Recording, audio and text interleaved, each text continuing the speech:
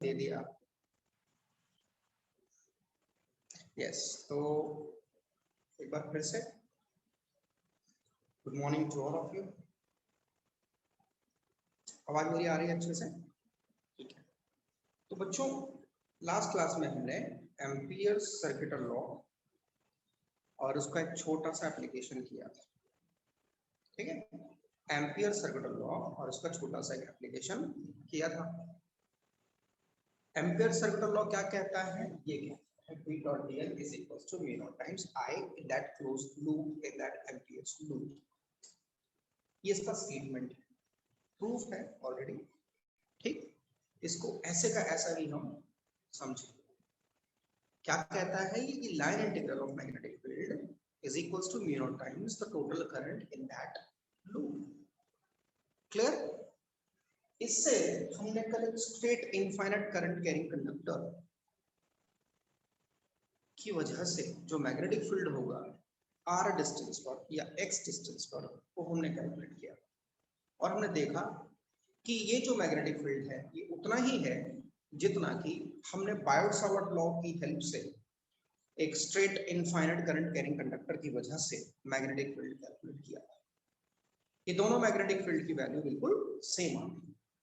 Same आने से मतलब ये है कि एम्पियर सर्किट लॉ और बायोट-सावर्ट लॉ दोनों एक ही काम कर रहे हैं, to find the magnetic field due to current carrying conductor और करंट कैरिंग वायर। ठीक है, तो हम ऐसा कह सकते हैं कि जो एम्पियर सर्किट लॉ है या ampere's law, basically it is an alternative method to calculate the magnetic field. ये मैग्नेटिक फील्ड को कैलकुलेट करने का एक अल्टरनेटिव मेथड है, ऐसा हम कह सकते हैं। या ऐसा कह सकते हैं कि एक सिंपल तरीका है। भाई, जिसको बायोट-सावर्ट अगर समझ में आए वो सिंपल है, लेकिन इन केस बायोट-सावर्ट में कई सारी चीजें हैं जो हमें मॉडुलेट करनी पड़ती हैं। पहले हमें छोटा मैग्नेटिक फील्ड कैलकुलेट करना पड़ता है, फिर उसको इंटीग्रेट करना पड़ता है, उसमें हमें लिमिट्स चाहिए, है ना। उसमें कई बार हमें लिमिट्स को कन्वर्ट करना पड़ता है। There is a large process to calculate the magnetic field in that case which is in Biot Savart. लेकिन अगर हम एम्पियर सर्किट लॉ की बात करें तो सिर्फ ये वाला फॉर्मूला अप्लाई कर दो। एम्पियर सर्किट लॉ में सिर्फ ये वाला फॉर्मूला अप्लाई करो। ठीक है, एम्पियर सर्किट लॉ में क्या करो? सिर्फ ये वाला फॉर्मूला अप्लाई करो। एक मिनट रुकना जरा, ये ज्वाइन कर रहा है।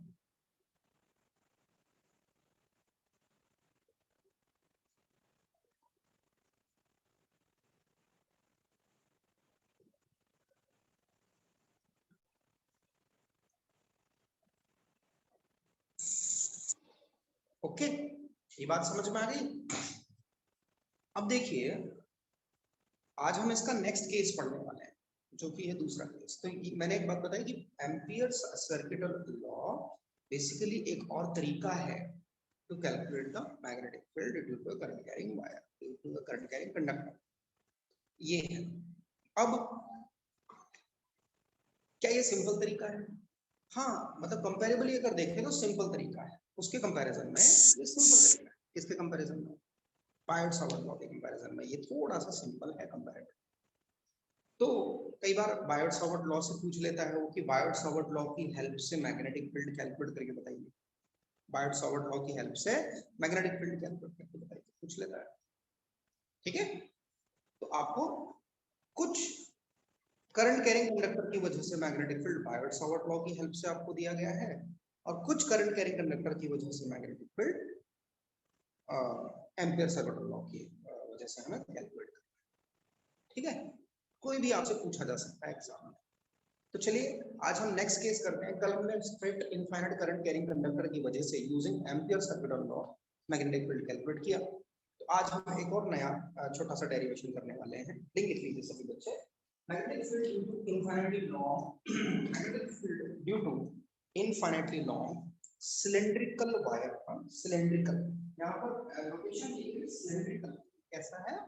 सिलेंड्रिकल है। लिख लीजिए magnetic field due to long infinite due to infinitely long due to infinitely long cylindrical wire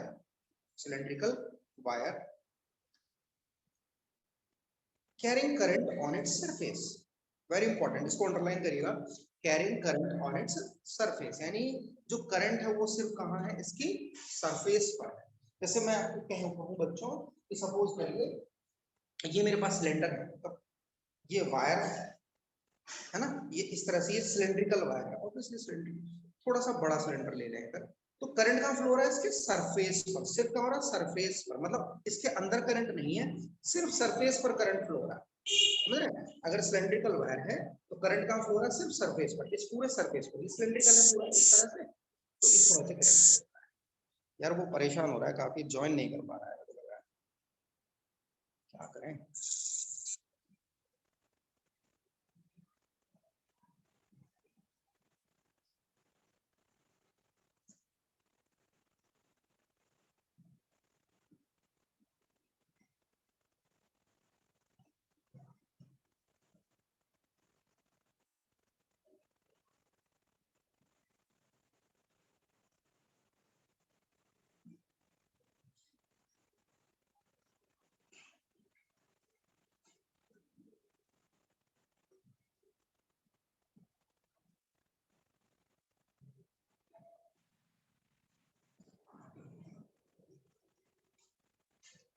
अरे हो गया क्या ज्वाइन भाई? अभी तो नहीं आया, ठीक है। तो ये चीज क्लियर हो गई, हम क्या करने वाले हैं आज, तो ध्यान रखिए,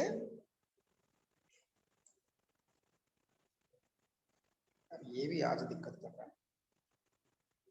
ध्यान रखिए हमें क्या करना है, इन्फिनिटली लॉन्ग सिलेंडर है हमारे पास, क्या है, इन्फिनिटली लॉन्ग सिलेंडर है,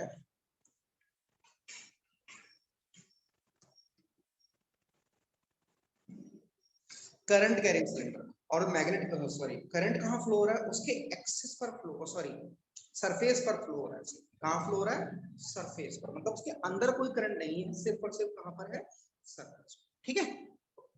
नेक्स्ट इसमें कह रहा है ऑन इट सरफेस, पहला इसी में लिख लीजिए, inside and outside the wire, inside and outside the wire, ठीक है, इसी में ब्रैकेट में लिख लीजिए inside and outside the wire, मतलब वो जो सिलेंड्रिकल वायर है मेरे पास, उसके अंदर और उसके बाहर मैग्नेटिक फील्ड कैलकुलेट, जो भी मेरे पास सिलेंड्रिकल वायर है, ये सिलेंड्रिकल वायर है सपोज, तो उसके अंदर मैग्नेटिक फील्ड फाइंड आउट करना है और उसके बाहर भी मैग्नेटिक फील्ड फाइंड आउट करना है using ampere circuital law, as simple as that, ठीक है। और कहां फाइंड आउट करना है, डिस्टेंस x पर, कहां फाइंड आउट करना है, डिस्टेंस x, लिख लिया। ध्यान से देखिए क्या है एक्चुअली कहानी, कुछ ऐसे है, देखो डायग्राम बनाओ, ये इस तरह से ना पूरा एक सिलेंड्रिकल, इस तरह से ये पूरा एक सिलेंड्रिकल है सब, ये इसका आउटर सर्फेस बना दी मैंने दो, ठीक है, ये मैंने क्या बना दी, इसकी आउटर सर्फेस, ठीक है। मैं इसको इस तरह से तो नहीं बना सकता 3D वाला, है ना, इस तरह से मैंने इसकी सरफेस, आउटर सरफेस बनाई है ऐसे, और आउटर सरफेस, सरफेस पर ही करंट हो रहा है कुछ, करंट कितना है, क्योंकि इनफाइनाइट सिलेंडर बोला है तो ये इनफाइनाइट बनाएगी, बिल्कुल सही है, क्योंकि इनफाइनाइट सिलेंडर बोला है तो इनफाइनाइट बनाएगी, क्लियर है, कोई दिक्कत नहीं है।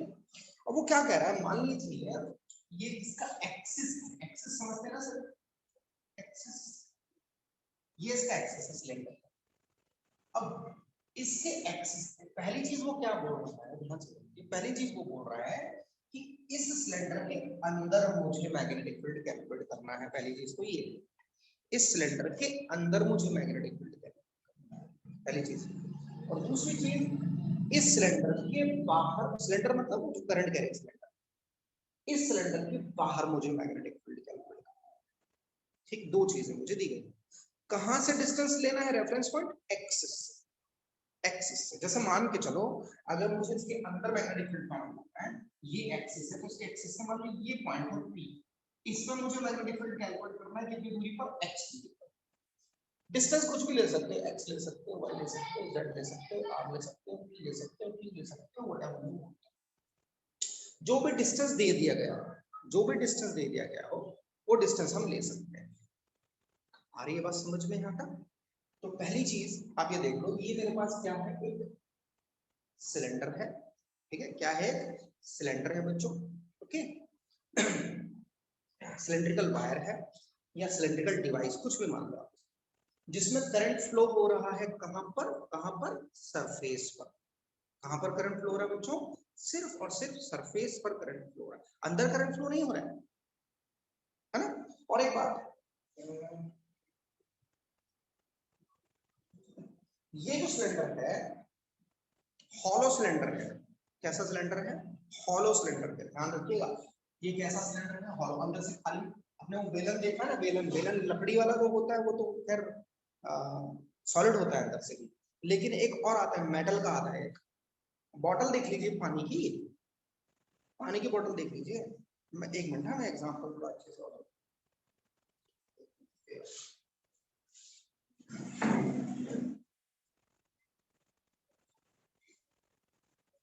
ये देखिए, ये देखिए जैसे बॉटल है, ठीक है, तो ये कैसा है? सिलेंड्रिकल है बॉटल, है ना।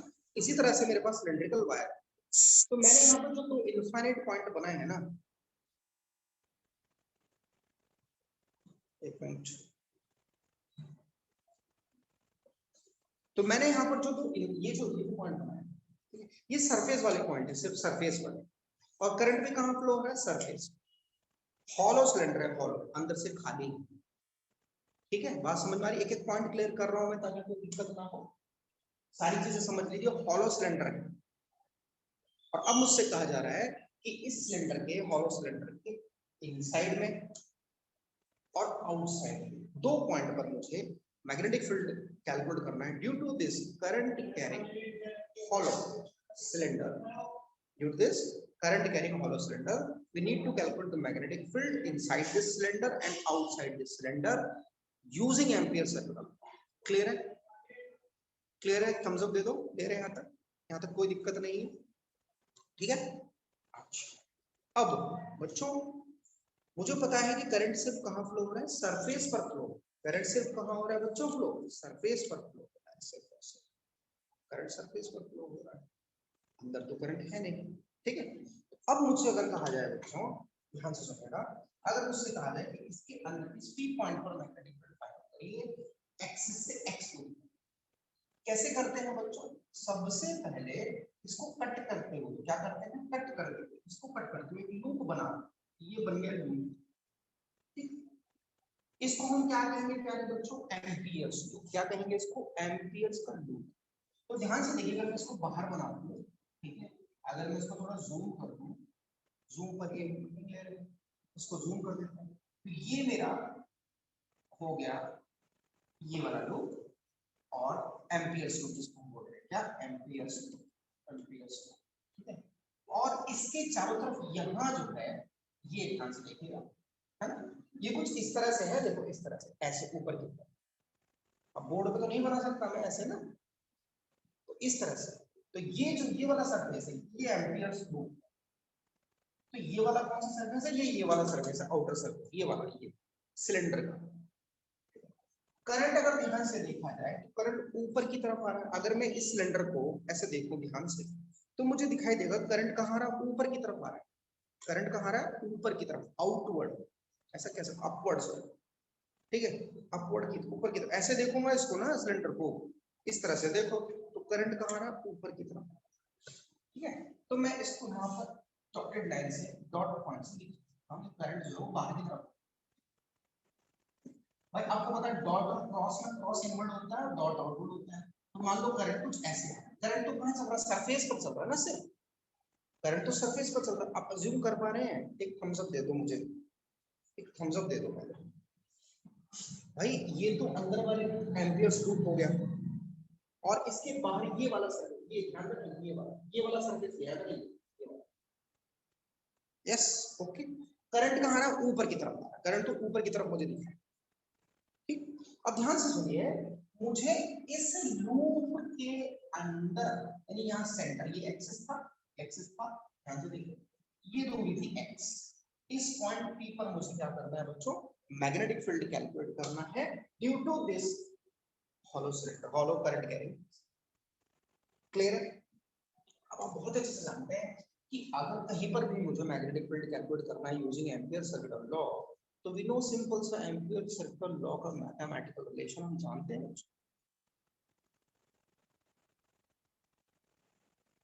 मैथमेटिकल रिलेशन हम जानते हैं क्या है बच्चों, ध्यान से देखिए क्या है।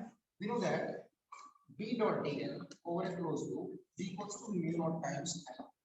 ये I क्या है, एक मिनट अब दिखा दे रहा है। B dot dl is equals to mu naught time I, mu naught time I क्या है, करंट इनसाइड द लूप। लिख लिया, current inside the loop. I क्या है बच्चों, करंट इनसाइड द लूप है। एक्चुअली थोड़ा ब्लर हो रहा है ना बोर्ड में, इसलिए मैं थोड़ा सा, देखिए दिख गया B dot dl equals to mu naught I, दिख गया आसानी से। अब सोचिए कि I क्या था, this is current inside the loop, current inside the loop. यहां पर एम्पियर लूप के अंदर कितना current,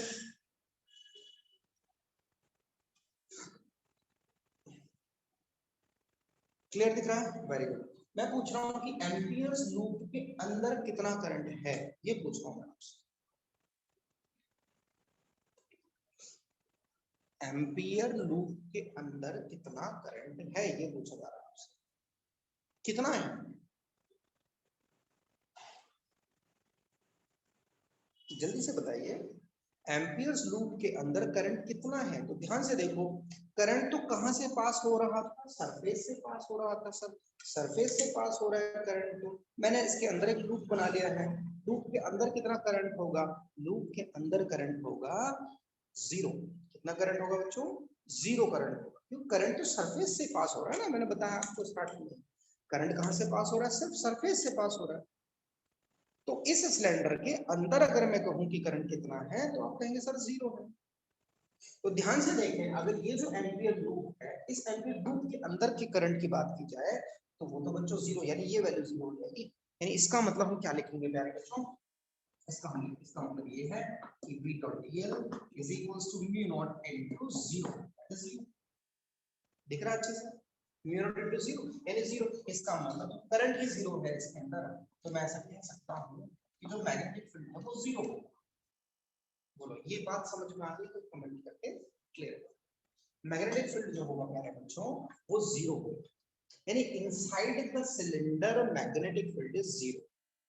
inside the cylinder magnetic field is zero. बच्चों क्लियर है? ठीक है। अच्छा ये पूरा जो है ना, यहाँ से यहाँ तक एक्सिस से लेकर इसके सरफेस तक ये रेडियस मान लो, क्या मान लो, रेडियस मान लो। ये जो सिलेंडर है ना, इसकी रेडियस मतलब जो इसका एक्सेस पॉइंट है, बिल्कुल इसका सेंट्रल पॉइंट ऐसे, ठीक है, इस तरह से, इससे यहाँ से यहाँ से यहाँ से बताता हूँ, तो ये चीज है ना ऐसे, तो यहाँ से लेकर यहाँ तक सरफेस तक का जो डिस्टेंस है ये कितना है, तो रेडियस हो गया। ये तो रेडियस हो गया, किसका रेडियस है, सिलेंडर का रेडियस। इसका रेडियस है सिलेंडर का। बोलो क्लियर यहाँ तक? यानी यहाँ तक मुझे क्या समझ में आया बच्चों, कि जो मैग्नेटिक फील्ड है inside this current carrying cylindrical wire, infinite cylindrical wire, इसके अंदर मैग्नेटिक फील्ड जीरो होगा। इसके अंदर अगर आप मैग्नेटिक फील्ड ढूंढने की कोशिश करोगे तो जीरो आ जाएगा। बहुत ही सिंपल तरीका, that is Biot Savart law नहीं, that is Ampere circuit law की हेल्प से हमने इसको कैलकुलेट कर लिया। यहाँ तक कोई दिक्कत है? यहाँ तक किसी को कोई परेशानी है? ठीक है, ये पहली चीज हमने कंप्लीट कर। अब नेक्स्ट है, नेक्स्ट क्या है बच्चों, अब मैं डायग्राम को भी रेज कर दूंगा, ये सारी चीजें आपकी समझ में। ये हमारा ओरिजिनल डायग्राम, ठीक है, ये हमारा ओरिजिनल डायग्राम, ठीक है ना। इस करंट में कोई दिक्कत नहीं है। करंट कैसे आएगा, आप सिलेंडर को ऐसे देखेंगे इस तरह से, तो करंट आपको ऊपर आता हुआ दिखाई देगा इस तरह से, यानी इस सरफेस के थ्रू ऊपर आता हुआ दिखाई देगा। ये सरफेस, फिर करंट कहाँ फ्लो हो रहा है, सरफेस पर, तो करंट ऐसे ऊपर आता हुआ दिखाई देगा। देखो ऐसे ऊपर आता हुआ दिखाई देगा। बोलो क्लियर है? करंट इस तरह से। तो ये जो डॉटेड लाइन मैंने यहाँ डॉट्स मैंने रिप्रेजेंट किए हैं, ये डॉट बेसिकली इसलिए रिप्रेजेंट किए हैं that current is coming up. Current कहाँ रहा, ऊपर की तरफ आ रहा है। डॉट बेसिकली अपवर्ड के लिए भी यूज हो जाता है, आउटवर्ड के लिए भी यूज हो जाता है। ये तो अपवर्ड हो गया बेसिकली, देखो ऐसे देखोगे तो आउटवर्ड हो गया। अगर सिलेंडर को ऐसे देखने लगो आप, तो आउटपुट नहीं होगा, इस समय मेरा ऐसे रखा हुआ है, समझ पा रहे हैं? ये output clear, perpendicular to the plane of paper. तो पहली चीज क्लियर हो गई। अब हम बात करते हैं दूसरे पॉइंट। इसको मैं सबको इरेज कर देता हूँ, ये तो हमें समझ में आ गई। ध्यान रखिएगा, अगर मुझसे पूछ लेते हैं इनसाइड द हॉलो सिलेंडर, हाँ इनसाइड द हॉलो सिलेंडर है ये, current carrying hollow cylinder, current कहाँ फ्लो रहा है? सरफेस पर। करंट कहाँ फ्लो रहा है प्यारे बच्चों? सरफेस पर करंट फ्लो रहा है। तो मैग्नेटिक फील्ड कितना होगा इनसाइड दिस? 0 होगा। मेरा रजिस्टर कहाँ गया?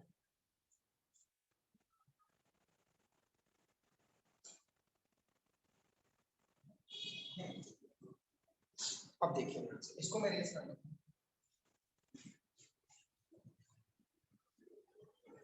ये तो खत्म हो गया पॉइंट। चलिए अब देखिएगा ध्यान से, अब वो कह रहा है बच्चों कि इस एक्सिस से यहां तक आना पॉइंट पी पर, और ये दूरी अब ये कोई एक्स भी है हमारी, ठीक है, एक्सिस मतलब यहां से एक्सिस से एक्स डिस्टेंस, ये डिस्टेंस एक्स है, ठीक है। बट अब डिफरेंस इतना है कि जो डिस्टेंस है ना ये आउटसाइड द सिलेंडर चला गया। ये डिस्टेंस कहां चला गया बच्चों? Outside the cylinder. तो सिंपल सी बात है, क्या करना है हमें? जिस पॉइंट पर हमें मैग्नेटिक फील्ड कैलकुलेट करना, मान लीजिए पॉइंट, जिस पॉइंट पर हमें मैग्नेटिक फील्ड कैलकुलेट करना है उस पॉइंट को कट करते हुए एक एम्पियर्स लूप बनाएंगे हम। क्या बनाएंगे प्यारे बच्चों? एम्पियर्स का लूप बना लेंगे, जो कि इमेजिनरी है। तो ठीक है, इसको कट करते हुए हम एक काम करते हैं, एम्पियर्स का लूप इमेजिनरी लूप है, ठीक है, इस तरह से बना, समझ रहे हैं आप? इस तरह से इमेजिनरी लूप बना लिया, इस तरह से क्या बना लिया? इमेजिनरी लूप बना लिया, बना लिया इमेजिनरी लूप, कोई दिक्कत नहीं। अब इसको मैं यहां बनाता हूं आगे की तरफ, थोड़ा जूम करके बनाता हूं इसको ना। अब ध्यान से देखो, यहां मुझे मैग्नेटिक फील्ड कैलकुलेट करना है x, तो ये कुछ ऐसे ही बनेगा, ध्यान देना। ये लूप है मेरा, क्या है ये? Amperes loop. क्या है बच्चों? एम्पियर्स का लूप, जो कि इमेजिनरी लूप। और अब ये वाली जो सरफेस होगी, ये वाली ध्यान देना, ये वाली मतलब जो सिलेंडर की सरफेस होगी, सिलेंडर की सरफेस, ये वाली सरफेस सिलेंडर की, ये वाली, ठीक है भाई। ये तो इसके अंदर आ जाएगी, अंदर आ जाएगा, है ना? यानी अगर ध्यान से देखो तो ये मान लो क्या है, ये सिलेंडर की सरफेस, और करंट तो इसी में आ रहा था। यस, अब ध्यान देना, अब ये तो सिलेंडर की सरफेस होगी। अब मैं मैग्नेटिक फील्ड कैलकुलेट कहां कर रहा हूं? सेंटर से x दूरी पर, जो कि इससे बाहर है। मतलब ऐसा लिख सकता हूं मैं that x is greater than r। x क्या है? Greater than r। दिख रहा है? दिख रहा है? एक मिनट, x क्या है बच्चों? ग्रेटर देन, यानी ये हमारा एक्सिस है, ध्यान देना बच्चों, ये हमारा एक्सिस है, और इस एक्सिस ये डिस्टेंस कितना है? x है, और ये डिस्टेंस कितना है? छोटा वाला, ये वाला, ये मान ये डिस्टेंस r है, ठीक है, सेंटर से ये डिस्टेंस r है, ये डिस्टेंस है। इस बार x is greater than r, x क्या है? Greater than. बोलो क्लियर? अब करंट का हमारा करंट इस समय यहां आ रहा है, ध्यान से देखो, यहां डॉटेड देने का डॉट सीधे यहां पर, सर पर डॉट यहां पे, हां क्योंकि इस बार हमने पॉइंट मान लिया, सरफेस से बाहर लिया, यानी करंट बाहर की तरफ आ रहा है। अगर ऐसे रखोगे तो करंट ऊपर की तरफ जा रहा है, इस तरह से करंट ऊपर की तरफ आ रहा है। और मैग्नेटिक फील्ड कहां कैलकुलेट कर रहा हूं? समवेयर हियर, ध्यान से देखो मेरी पॉइंट फिंगर कहां है, यहां पे कैलकुलेट कर रहा हूं, यहां समवेयर हियर। क्लियर है? अगर लिंक खत्म हो जाए तो दोबारा ज्वाइन कर लेना, ठीक है? तो यहाँ पे मैग्नेटिक फील्ड मुझे क्या, बहुत सिंपल सी बात है, फिर से क्या करूँ जल्दी जल्दी से, एम्पीयर सर्कुलर लॉ अप्लाई करूँ। एम्पीयर सर्कुलर लॉ अप्लाई करूंगा, एम्पीयर सर्कुलर लॉ क्या होता है? P डॉट E है over a closed loop is equals to mu naught times I। फिर से देखिए I क्या है? That is the current inside the loop. अब मुझे बताइए कि ये जो एम्पीयर लूप है, इस एम्पीयर लूप के अंदर कुछ करंट है या नहीं? यहाँ से तो दिखाई दे रहा है, और वो सारा करंट आ गया इसमें। कितना करंट? I। कितना करंट है बच्चों? I करंट आ गया सारा का सारा इसमें, बिल्कुल है। बस हमें ये देखना है कि एम्पीयर लूप के अंदर करंट है कि नहीं है। अगर एम्पीयर लूप के अंदर करंट नहीं है, बस कहानी खत्म, वहीं पर कोई दिक्कत ही नहीं है, ठीक है बच्चों, कोई दिक्कत वाली बात नहीं। अब ध्यान से समझना बच्चों, क्योंकि करंट कैसे फ्लो हो रहा है, करंट तो ऐसे फ्लो हो रहा है, करंट ऊपर की तरफ फ्लो हो रहा है। तो ये हो गया करंट की डायरेक्शन। और इसके चारों तरफ ये लूप बनाया है मैंने, एम्पियर लूप, ठीक है, एम्पियर लूप। और मैंने पहले ही बताया था कि कर्ल्ड फिंगर की तरफ क्या होता है, लूप की डायरेक्शन होती है, कर्ल्ड फिंगर की तरफ लूप की डायरेक्शन होती है। तो यानी कि अगर ध्यान से देखा जाए तो डीएल, इसका मैं छोटा सा एलिमेंट मान लूं डीएल, उसकी डायरेक्शन ये होगी, इसकी डायरेक्शन यहाँ होगी, ये छोटे छोटे डीएल मान रहा हूँ, ये सब डायरेक्शन है डीएल की।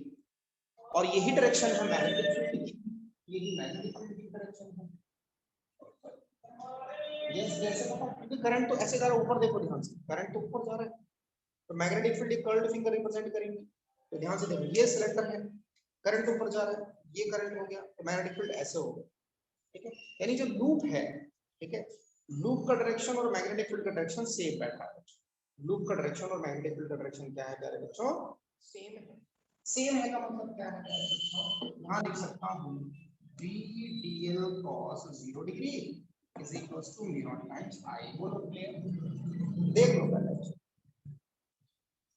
भाई, दोनों का सेम डायरेक्शन है ना, दोनों का क्या है, सेम डायरेक्शन। यस दिख गया। अब cos 0 की वैल्यू 1 है, cos 0 की वैल्यू कितनी है, 1 है, we know that b constant है हर एक पॉइंट पर, सर कांस्टेंट क्यों है, क्योंकि सेम डिस्टेंस बैठेगा ध्यान से। अगर एम्पियर लूप के हर एक एम्पियर लूप के सरफेस पर मैं मैग्नेटिक फील्ड कैलकुलेट करूंगा इससे, तो हर एक पॉइंट पर सेम मैग्नेटिक फील्ड बैठेगा। तो कांस्टेंट होगा तो बाहर ले लो, इंटीग्रेशन ऑफ इसका dl इज इक्वल टू कितना, म्यू नॉट टाइम्स, ऐसा कोई दिक्कत है नहीं,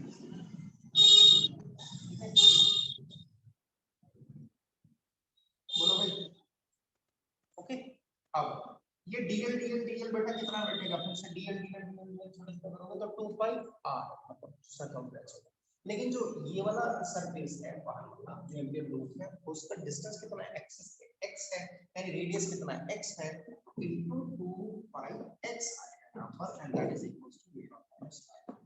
अब मुझे तो क्या कैलकुलेट करना था, मैग्नेटिक फील्ड कैलकुलेट करना था, तो b is equal to mu naught I upon 2 pi x, और यहाँ पर ये मैग्नेटिक फील्ड, यानी infinite current carrying hollow cylinder, infinite current carrying hollow cylinder, इसको जिसको मैंने लिखा इस तरीके से आ रहा है बच्चों, इस तरीके से आ रहा है, दिख रहा है ना, अच्छे से, अच्छे से दिख रहा है,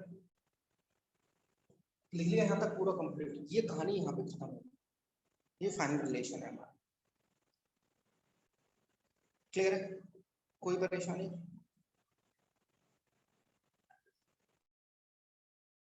अब देखिए ये चीज हमें समझ में आ गई कि B is equals to this magnetic field, which is magnetic field is equals to mu naught times I, oh sorry, upon 2 pi x, mu naught times I upon 2 pi।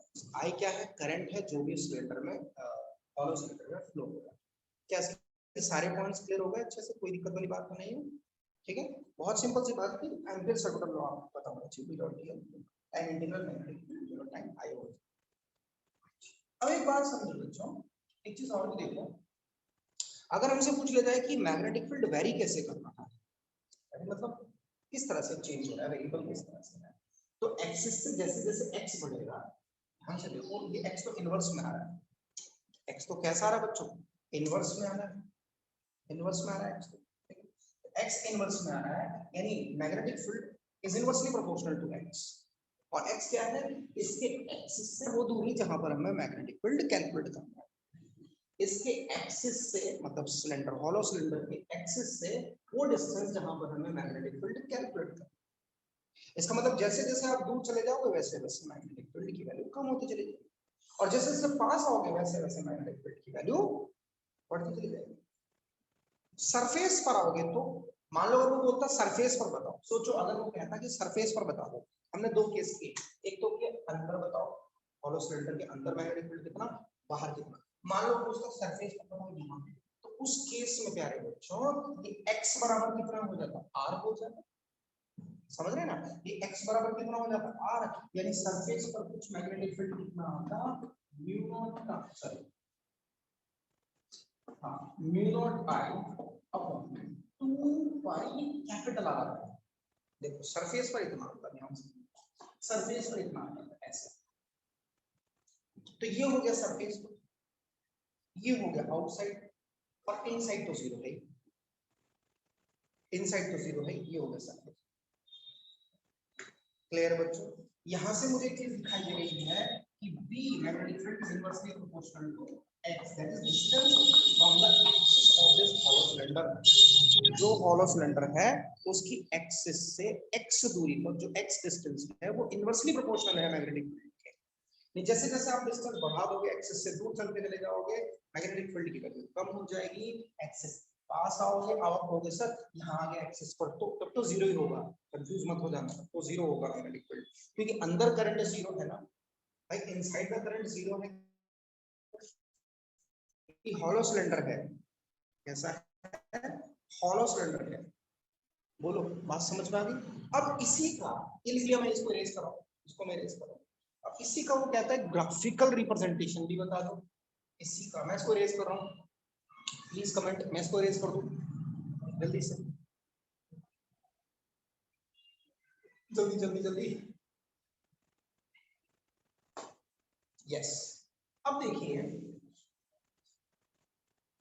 अब मुझे पूछा जा रहा है कि इसका ग्राफिकल रिप्रेजेंटेशन बताओ, मतलब मान के चलिए मैं आपसे डिस्टेंस बनाता हूँ इस तरह से, ये मैंने कोऑर्डिनेट्स बना लिए, ये x है, ये y है, दिख रहा है हमें x, यहाँ पर है मैग्नेटिक फील्ड B, और यहाँ पर है डिस्टेंस दैट इज x, यहाँ पर मैग्नेटिक फील्ड B इधर, और यहाँ पर x, ठीक। मान के चलिए ओरिजिन है, ओरिजिन का मतलब सेंटर है, सेंटर मतलब ये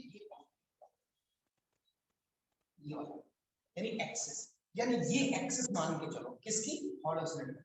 यहाँ पर चाहे तो ये हॉलो सिलेंडर मान लिया मैंने, तो ये उसकी क्या हो गई, सेंट्रल पॉइंट। तो ध्यान से देखो, अगर मैं, ये मेरा करंट कैरिंग सिलेंडर है, हॉलो सिलेंडर, करंट यहाँ फ्लो हो रहा है इस तरह से, इस वाले सरफेस पर, इस वाले सरफेस पर करंट, सरफेस पर करंट फ्लो, इन सरफेसेस पर करंट फ्लो, इन सरफेसेस पर करंट फ्लो, समझ रहे हैं कि नहीं? बोलो, करंट ऐसे ऊपर की तरफ फ्लो, सारे ऐसे, और ये इसका क्या है, सेंट्रल पार्ट। तो अगर मैं यहाँ पर मैग्नेटिक फील्ड देखूं, मैग्नेटिक फील्ड तो जीरो आएगा, यहाँ देखूं, यहाँ देखूं, यहाँ देखूं, यहाँ देखूं, तो भैया ऐसा है कि सरफेस तक तो जीरो ही आएगा। तो ये मैग्नेटिक फील्ड चल रहा है, ये जो मैंने थोड़ा बोल्ड लाइन बनाया, कि मैग्नेटिक फील्ड चल रहा है, जीरो है, क्योंकि x एक्सिस पर y जीरो होगा ना, तो मैग्नेटिक फील्ड जीरो कहां तक, सरफेस तक। जैसे ही ये सरफेस पर पहुंचा, मैग्नेटिक फील्ड बढ़ना स्टार्ट, बढ़ा इधर की तरफ मैग्नेटिक, बोलो क्लियर?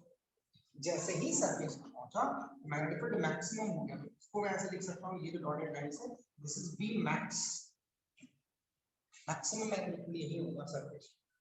और मान लो अब मैं सरफेस से बाहर जा रहा हूं, ध्यान से देखना, सरफेस से बाहर जा रहा हूं, सरफेस से बाहर जा रहा हूं ऐसा, ठीक है? तो सरफेस से बाहर जाऊंगा तो मैग्नेटिक फील्ड डिक्रीज हो रहा है, कैसे डिक्रीज हो रहा है, B inversely proportional to this, यानी यहाँ पर मैग्नेटिक फील्ड कुछ इस तरह से चलेगा, आउटसाइड कुछ इस तरह से चलेगा, और एट अ सर्टेन पॉइंट कितना हो जाएगा, जीरो हो जाएगा। तो ग्राफ देखिए कैसे चल रहा है, ऐसे हॉलो सिलेंडर में, ऐसे, फिर ऐसे। भैया ग्राफ समझ में आ गया? ध्यान से देखो, ये है x, ये है b, और ये है ग्राफ, ग्राफ देखो इस तरह से चल रहा है, ये बोल्ड लाइन से बनाना ताकि समझ में आए, ये थोड़ा ज्यादा बोल्ड नहीं है, कोई नहीं, अपने को सिर्फ समझना है, ठीक है? और कुछ इस तरह से ये ग्राफ दिख रहा है मुझे,